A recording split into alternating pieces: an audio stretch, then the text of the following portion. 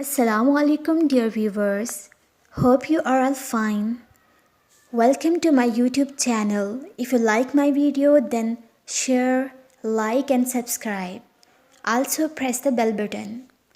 Let's start the video. Once upon a time, there was a beautiful girl named Cinderella. She lived with her evil stepmother and two stepsisters. They did not like her and made her do all the household work. Her stepsister just never had to work. They just roam around the house in their fancy dresses. They always made fun of Cinderella because of her plain dressing. One day a letter from the king came to their house, which said that the king is having a hall tonight and his son, the prince, would be choosing a wife. Everyone got excited about reading this. Cinderella too wanted to go to the hall. Her stepmother told her that she can go if she completes all her work on time and also helps her stepsisters with their dresses for the hall. Cinderella worked as fast as she could to get everything done, but there was always something left. At last, she was left at home disappointed. She was so sad that she ran to the garden and said, "Wishes never come true."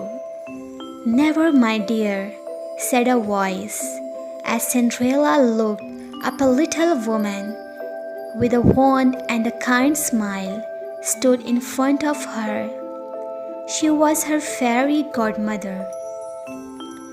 She wanted to help Cinderella go to the hall. With a wave of her hand, she made Cinderella look like a princess.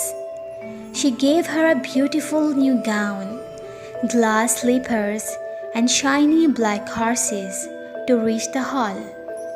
Before leaving, the fairy godmother said, "This magic will only last until midnight. You must reach back home by then." When Cinderella entered the palace, everybody was awestruck by her beauty.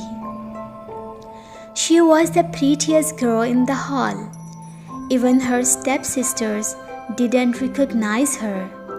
The handsome prince saw her and fell in love with her. All the other girls were very jealous of her because the prince danced with her the whole night.